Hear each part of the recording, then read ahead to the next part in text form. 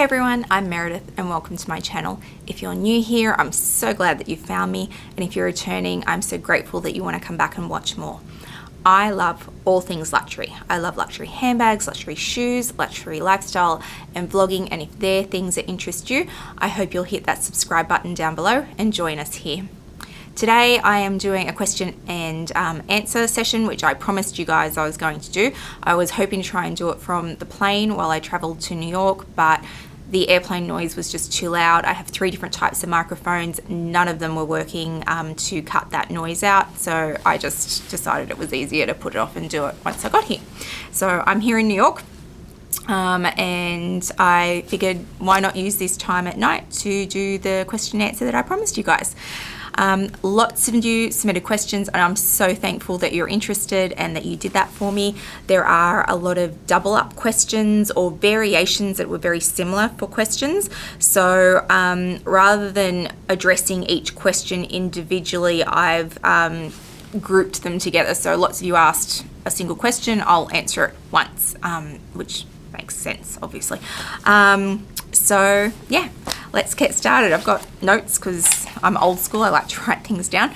So let's get to it. So without a doubt, the most common questions I was asked about me and my situation. So I'm 41 years old. I own a company with my mother, and it is based in the education sector. I understand that people are super interested in knowing what it is I do for work, given the collection I have and the lifestyle that I lead. But I have a responsibility to my staff, I have a responsibility to my family to keep them all safe, and there is concerns around security if I start to hand out too much information about, you know, where I work and how that all works. And so I'm trying to keep that very separate to what I do here on YouTube. So I hope you will understand and respect that. So I have a partner and I have 2 children. My children are 3 and 5, and my partner and I have been together for just over 10 years now, 10 and a half years. We're not married yet. This will be the wedding we have coming up in January, the end of January, will be our 4th attempt to get married. COVID has not helped with that. We planned weddings and they had to be cancelled, and we planned different wedding and that had to be cancelled. So this will be our 4th try at getting married. But hopefully, fingers crossed, this time we can actually get it done. But for us, a wedding is just a piece of paper, a legal piece of paper. We very much feel like we're already married. So it's just going to be a fun party if we ever finally get there. So that's generally a bio about me. And now I'll get into specific questions for you guys. So what made me want to start YouTube? So during COVID, I spent a lot of time at home, as everybody did, and my partner would watch YouTube, and I'd say, what do you do on YouTube? Like, what are you watching? And he'd go, well, just whatever interests me. What are you interested in? You find things about what you want to watch. So I went, handbags. So I started to, do searches on YouTube about handbags, and found YouTubers that I liked, and I'd watch them and I'd see them talk about their collections, and I would think, oh, well, like if they're talking about their collection, I'd love to talk about mine, and I've got a fairly decent collection, so maybe people want to hear about that. And I'd love to be able to share it with other people who are excited by the same things I am, because I don't have a lot of that in my life. Other people who are excited about handbags. So I started to then talk to some of the YouTubers I was watching. I constantly mention Dale from Dale's Addiction because she's so kind in responding to me whenever I ask her a question. Sorry, my phone's going off. So I would talk to her, and then she was really encouraging about me doing YouTube, and that's basically how I got started. I started to get excited about the idea, and once I get excited about something, I get some momentum behind me and off I go. So that's how I got to YouTube. Do I feel guilty spending money on bags? No, I really don't. I strongly believe that I earn money, and as long as I have a roof over my head and food on the table and my children are well taken care of and we have everything we need, that the money that is left over after that is mine to do with what I choose.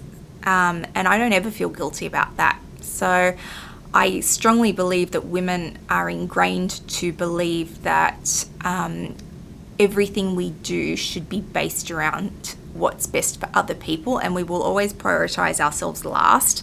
And I am guilty of that in many aspects of my life, not in this one.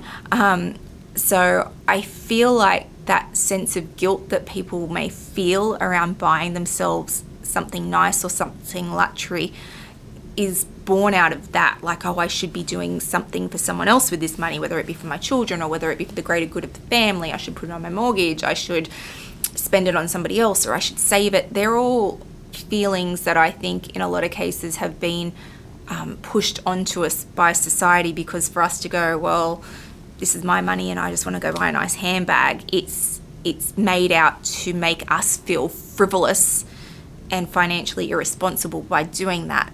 But I don't think we are. So I don't feel guilty over that ever. And I guess I'm lucky for that, because I don't want to carry that kind of guilt around. I believe I deserve what I have and I've earned what I have. How does my partner feel about my collection? I have no idea. I don't know. My collection came first. So when I met him, I already had a decent sized collection, and then I met him, and then we had dogs, and now we've got children. So it never occurred to me to ask him what he thinks. Like, if we're out at Louis Vuitton or wherever we are and I'm looking at handbags, and I may say to him, what do you think of this? But ultimately, even if he hates it, if I love it, I'll buy it because it's mine. Or, you know, he's a terrible enabler. If I say to him, oh, here's 2 bags I like, which do you think I should get? His answer will always be both. He doesn't encourage me one way or the other. It's my decision. And it would no sooner occur to me to ask him what he thinks of my collection as it would occur to him to ask me what I think of his guitar collection. Like, it's his, this is mine. So I don't ask the question. So I honestly can't tell you what he thinks of it. He certainly accepts it as being part of me. So, and he knew about it coming into the relationship. So I guess he's accepting of it for that reason. So let's turn my phone off so my messages stop coming in. Where would I live besides Sydney? If I couldn't live in Sydney, which is where all our family and friends are, I would choose to live in another Australian capital city. So probably Melbourne. I love Melbourne. It's very urban. There's lots of great shopping. So I would probably choose to go that way. In fairness, we have lived in Canberra before, which is the Australian capital, and that's only 2.5 hours from Sydney, so it's an easy commute. So I would choose to live there because I can get back to Sydney. So I would always choose an Australian city if I could. If I had to leave the country, I'd look at New Zealand because it's close. Or, you know, if we had to go back, if we had to go Northern Hemisphere, then I would look at the UK, simply because their systems are so similar to ours. We're part of the monarchy, the part of the Commonwealth, so a lot of our systems are very similar, and that makes sense to me. You always want to live somewhere that you feel familiar with and comfortable with. So yeah, I think if I couldn't live in Sydney, I'd go that route. Who am I flying with and where am I staying? So I flew with Emirates, and I'm flying with Emirates on the way home as well. I am staying at the St. Regis in New York, and by the time this goes live, I will have left already because it's a safety concern. I don't want to put that out there for everybody, but yes, I'm flying with Emirates and I'm staying at the St. Regis in New York. What does my partner collect? So he collects shoes, like sneakers, from luxury houses. He collects skateboards from luxury houses. He collects guitars on Marketplace of Facebook. So he will find a guitar that somebody doesn't want anymore, that's barely used, or an amp at the moment as well, and then suddenly it's in my house. So yeah, he collects guitars. Lego, we both collect Lego, we like Lego, and he's got quite an extensive collection of pocket organisers from Louis Vuitton. So yeah, he has his own collections happening. He's not hard done by. Don't be getting the impression he's hard done by. He's not. Would I be on the Real Housewives of Sydney? No. No, I wouldn't. I look at those women and I think, oh my goodness, what a commitment to get that dressed up and do your makeup every day of filming and to put the time in around that. And when I'm not doing this or out shopping, I'm generally in just lounge pants and a shirt and no makeup. I've got children, I spend time with them. So to be on something like that, I think it's a massive commitment of your time in terms of just looking a certain way and being a certain way, and I don't have that. I'm sorry, I'm not built for that. So yeah, that'd be a firm no. Do I have Wi-Fi on the plane? So yes, I did have Wi-Fi on the plane, which is the first time I've ever flown internationally and had Wi-Fi, and it was awesome. I was connected the whole way. And it's crazy to be able to, check your social media and send emails from, 40,000 feet, but super convenient. So yes, there is Wi-Fi on the plane. Do I sell the bags I'm not using? Yes and no. So I'm a collector in the true sense of the word. I like to collect, to have them. I have this emotional attachment to bags. When I buy them, they are mine. I hadn't sold anything in 10 years. And when I moved to my current house, I had a realization about space. Even the house I'm in now, the space that I have is incredibly big by anyone's standards, but it's still not going to be big enough if I want to continue to collect.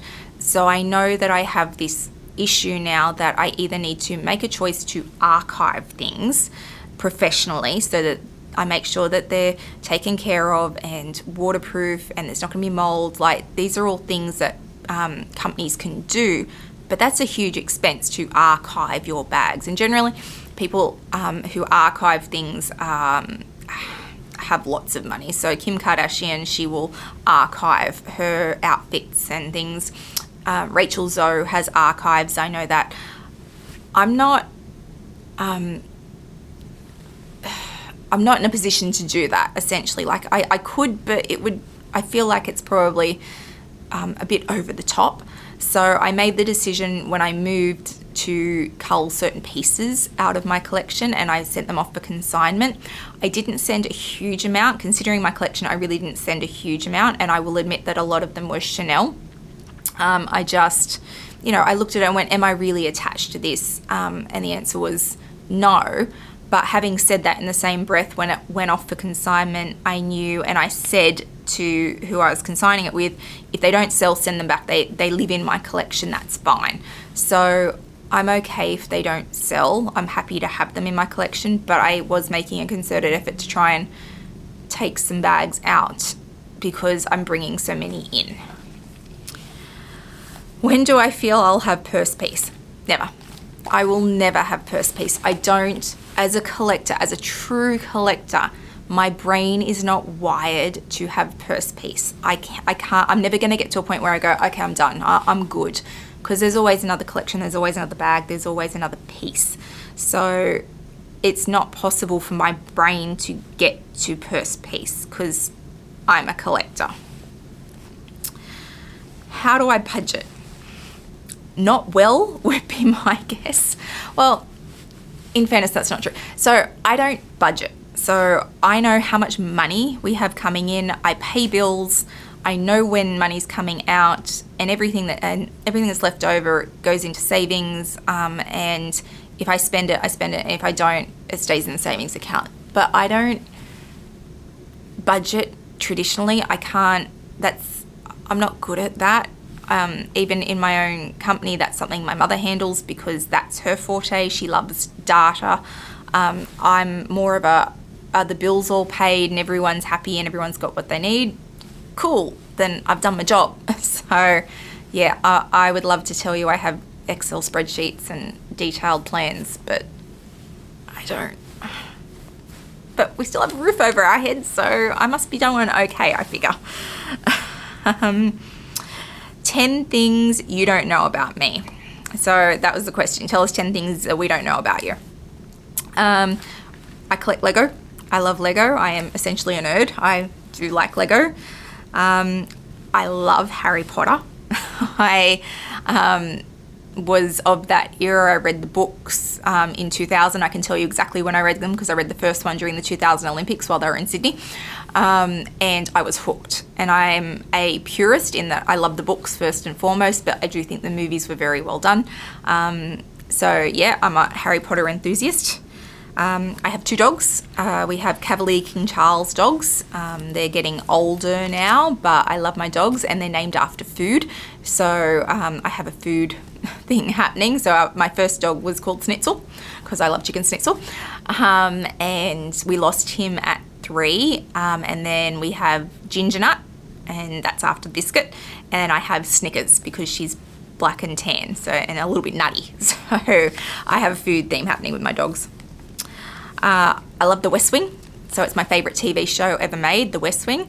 And it gave me a love of American politics. And I just think Aaron Sorkin, who wrote it, is an absolute genius. And he went on to write The Newsroom, which I also love. So yeah.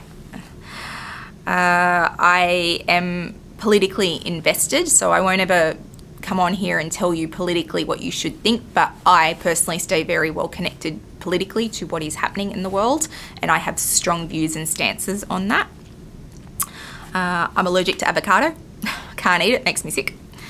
I am OCD and organised to a fault. I like to be planned. I like routine. I like to be organised. I am a lists person and colour coding, and things need to be in straight lines on my desk. I am that person.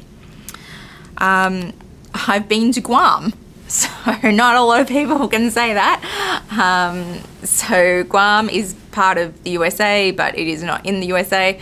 And yeah, it was an experience. It was lovely. Yeah, it was okay. I went to Guam. Number 9, I like summer and my partner likes winter.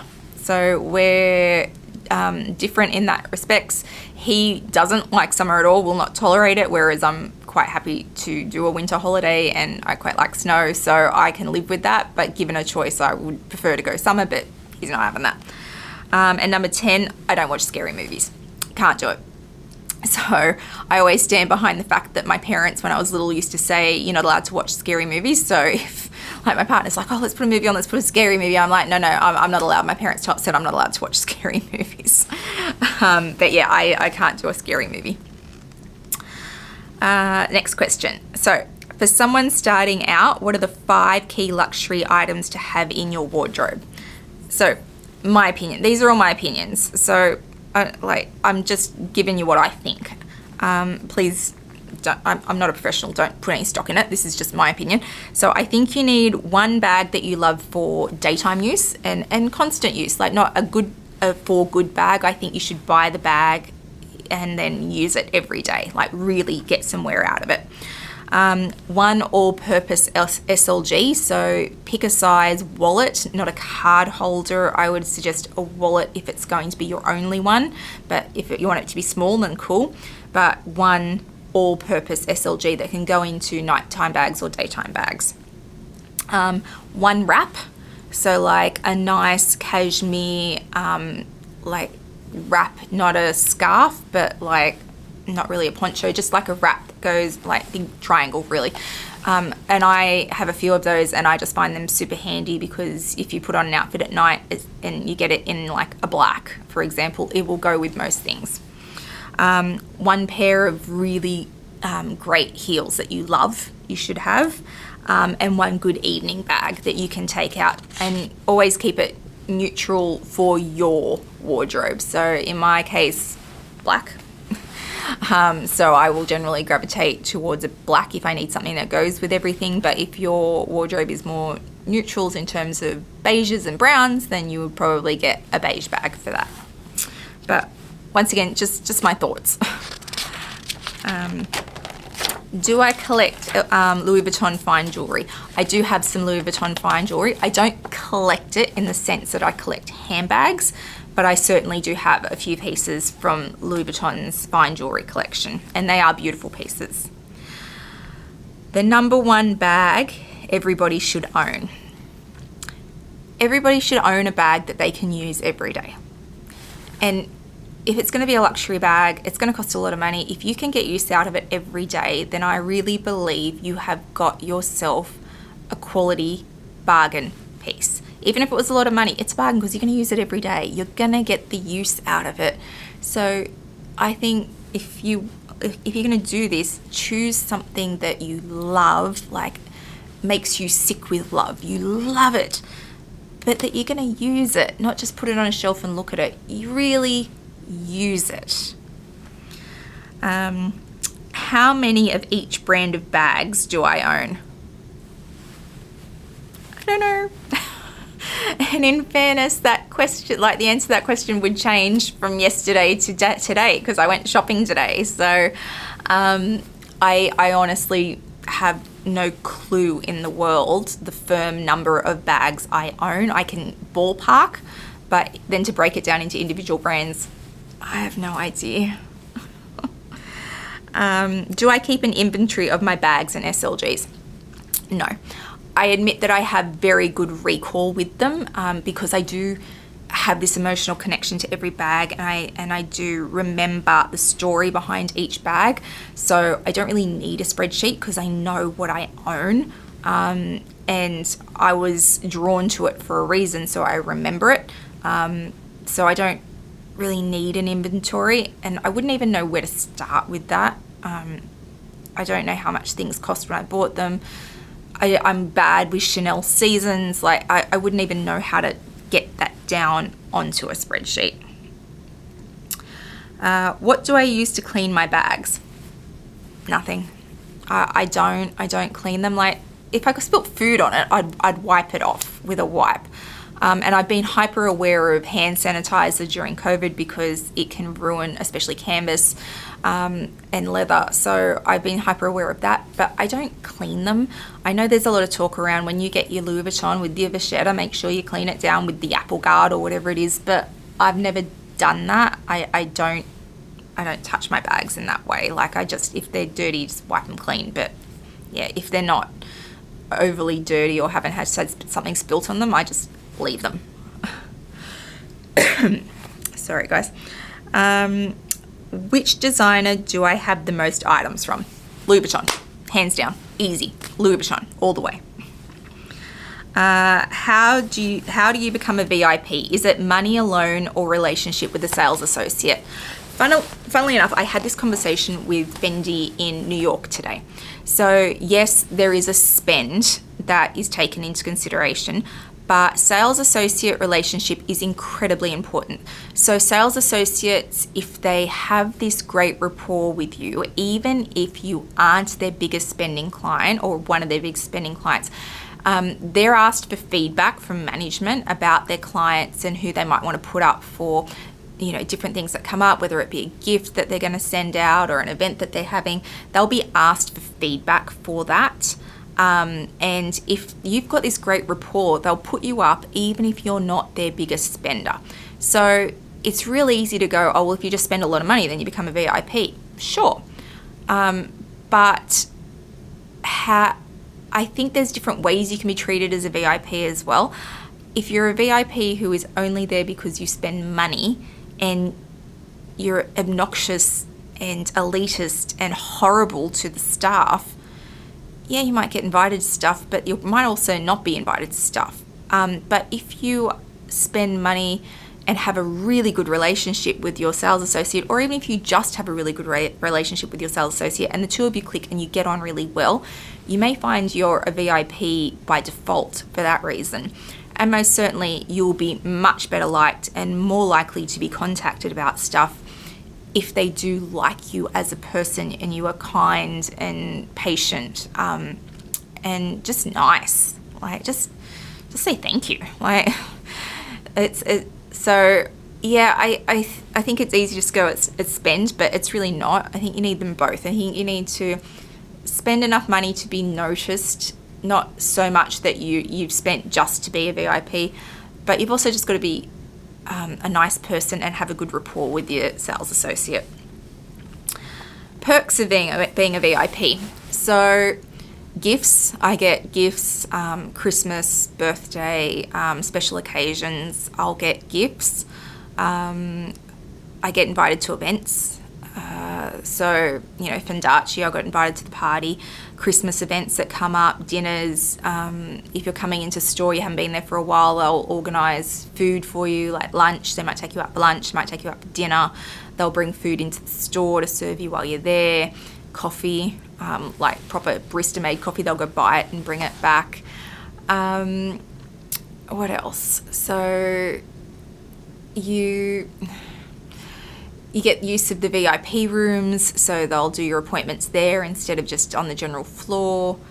You get early warning about stuff, so runway shows have just happened for Fendi and Louis Vuitton. Those pieces won't arrive until January next year, but I've already ordered stuff from them, so I'm guaranteed those pieces. And you just know ahead of time what's coming. So they're probably the biggest perks that go with being a VIP. Favorite luxury skincare and beauty. At the moment, I am obsessed with Westman Atelier, Tom Ford, and Victoria Beckham. I do like Dior beauty. Giorgio Armani have good beauty. Chanel have good beauty. I don't have a problem with any of those, but I do like a makeup brand that is high-end but is a makeup brand. That's what they're there for. So at the moment, like I said, it's Westman Atelier, Tom Ford, and Victoria Beckham, all of whom are standalone, have standalone beauty sections. My favorite travel tote and purse. So I love my Louis Vuitton Bloomsbury when I travel. I carried it today. Actually, they don't make it anymore. It's one of my favorite bags to travel with, but domestically, if I'm traveling, then it tends to be the handbag that I take, and if I'm international, then it definitely comes with me to be used while I'm away. In terms of on the plane, I've taken my on the go for this trip. So my on the go GM is here with me. I have packed it like nobody's business, and it weighed a ton, my own fault. But the fact that it is not pliable has me thinking that I probably should have bought my Never Full GM. So I'm gonna go with my Never Full GM as my tote and my Bloomsbury as my handbag that I like to travel with. My most used bag. So I just did a whole video on that. It's the Pochette Métis in the Louis Vuitton monogram canvas. If I could only shop from one brand, which one would it be? It has to be Louis Vuitton. And I'm so sorry, Lily, when you watch this from Fendi.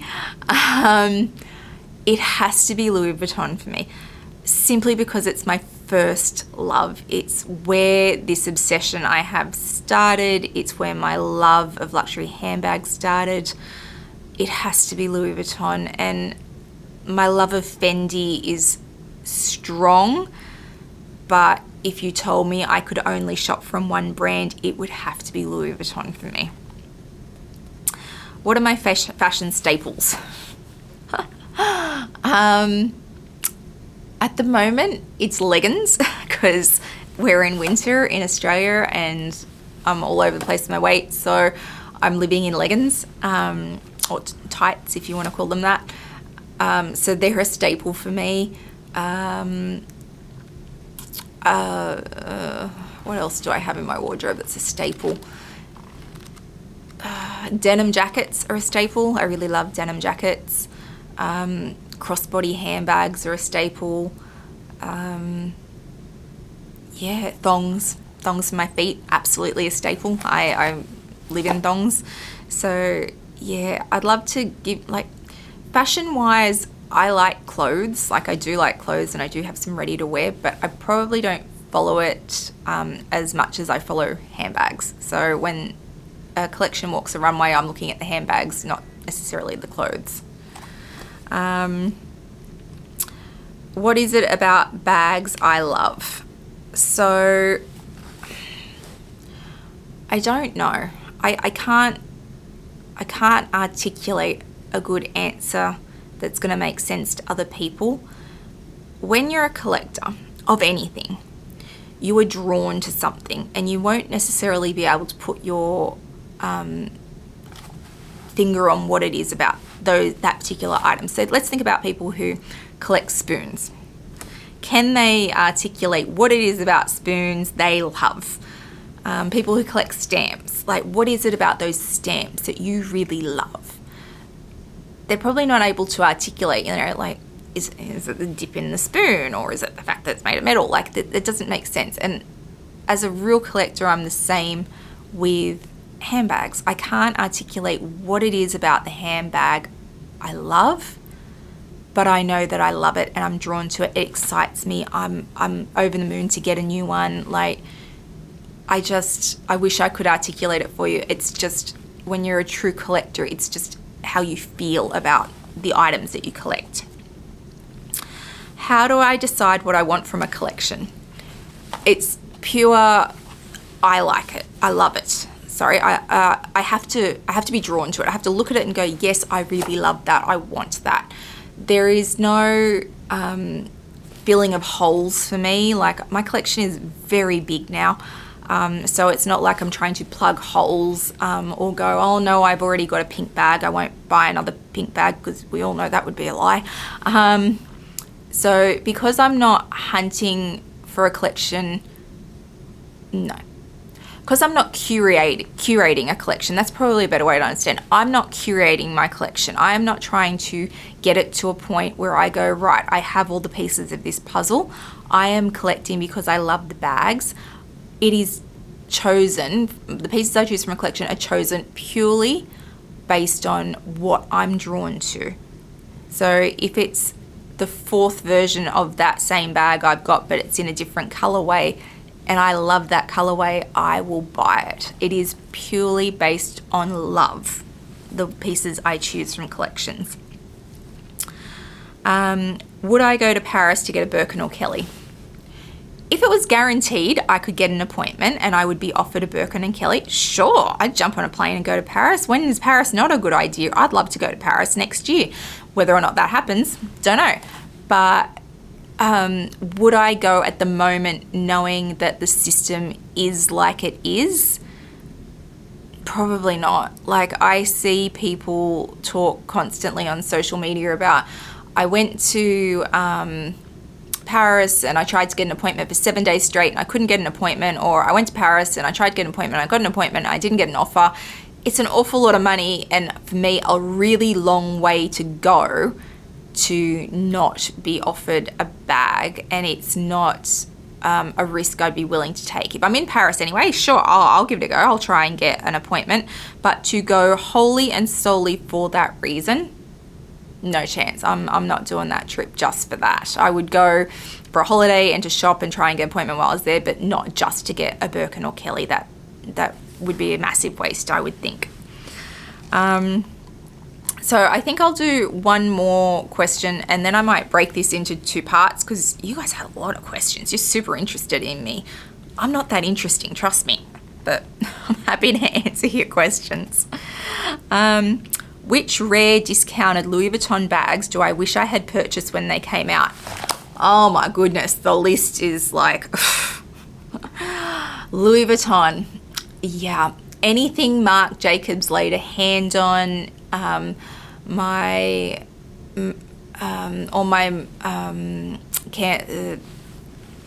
what are they called?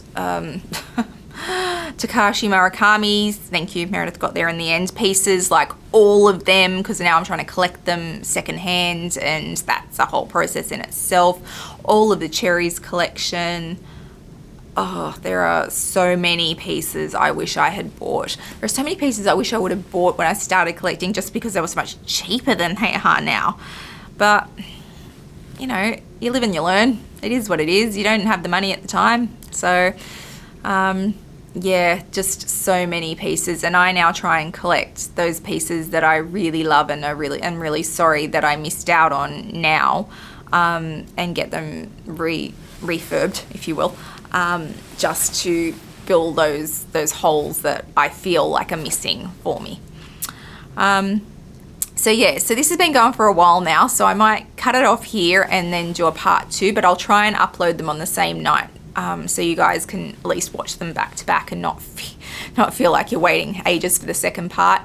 If you stuck with me till now, thanks. I mean, I don't believe I'm an interesting person, but I'm super humbled that you guys are interested at all. If you've liked today's video, I hope you'll give it a thumbs up and subscribe down below. I really hope you'll come follow me over on Instagram, because I put up lots of content over there that isn't here, and you see it more in real time than you do here. And yeah, I hope wherever you are in the world today, you're having a fabulous day, and I'll see you guys in part 2. Thanks guys. Bye.